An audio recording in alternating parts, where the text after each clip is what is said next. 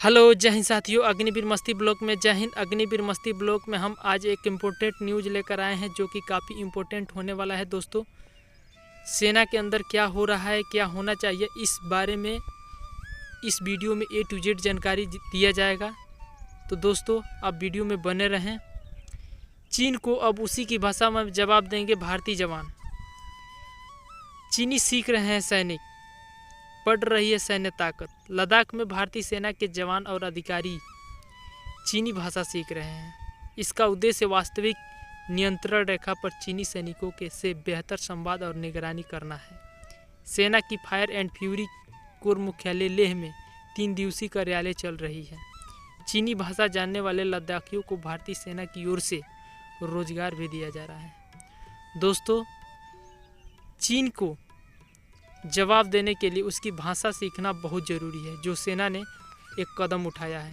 ये काफ़ी सराहनीय कदम है, क्यों सेना राज्य ब्यूरो जम्मू कश्मीर केंद्र शासित प्रदेश लद्दाख में भावी चुनौतियों का सामना करने के लिए भारतीय सेना के अधिकारियों एवं जवानों को चीनी भाषा सिखाई जा रही है। लद्दाख में चीन से लगती वास्तविक नियंत्रण रेखा पर पड़ोसी देश के सैनिकों से संवाद करने के साथ साथ निगरानी करने के लिए चीनी भाषा की जानकारी होना बहुत ज़रूरी है। सेना पूरी कोशिश कर रही है कि भारतीय सैनिकों को चीनी भाषा में समझने में कोई दिक्कत ना हो। दोस्तों, ये एकदम सही निर्णय है। 3 दिवसीय कार्यालय शुरू हुई है। ऐसे में चीनी भाषा ज्ञान रखने वाले लद्दाखियों को सेना की ओर से रोजगार भी दिया जा रहा है। सैन्य कर्मियों को चीनी भाषा सिखाने के मकसद के साथ सेना के फायर एंड फ्यूरी कोर मुख्यालय लेह में सोमवार को 3 दिवसीय कार्यशाला शुरू हो गई। सेना की उत्तरी कमान की देखरेख में आयोजित हो रही है। इस कार्यशाला का मकसद यही है कि भारतीय सेना के कर्मियों को अधिक से अधिक शिक्षित करना है, पड़ोसी देश के सैनिकों की भाषा बोलने एवं समझने में दक्ष बनाना है। सोमवार को कार्यशाला के उद्घाटन समारोह में सेना की फायर एंड फ्यूरी कोर के जेसीओ लेफ्टिनेंट जनरल हितेश भाल्ला ने हिस्सा लिया। उन्होंने कार्यशाला का उद्घाटन करने के साथ साथ चीनी भाषा पर हो रही कार्यशाला को सैन्य कर्मियों के लिए अहम करार दिया।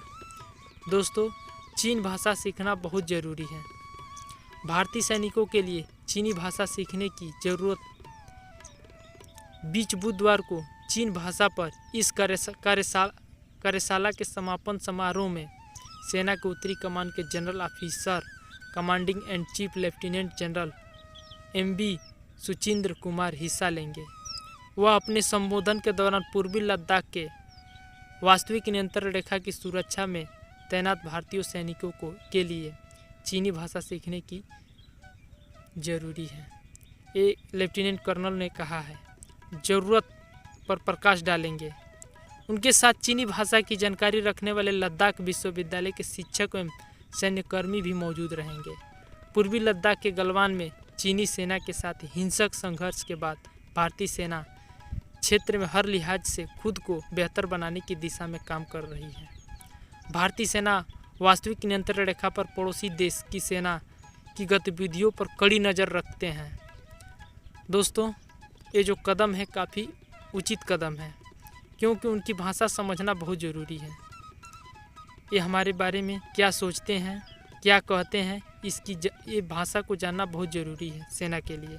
ऐसे में अपने सैनिकों को चीनी भाषा की जानकार बनाना भी एक सेना के लिए ऑपरेशनल तैयारी की हिस्सा है। पूर्वी लद्दाख में वास्तविक नियंत्रण रेखा पर रखने वाले भारतीय चरवाहों के साथ तिब्बतन से पलायन कर लद्दाख में बस गए तिब्बती भी चीनी भाषा की जानकारी रखते हैं। ऐसे में वे भी भारतीय सैनिकों के लिए अहम है। यह जो है लोकल न्यूज़ है। दोस्तों, चीन की भाषा जानना भारतीय सेना के लिए बहुत ज़रूरी है, क्योंकि सीमा पर क्या क्या हरकत होती है, वो कैसी कैसी बातें बोलते हैं, उसकी बातों को समझना भारतीय सेना के लिए बहुत ज़रूरी है।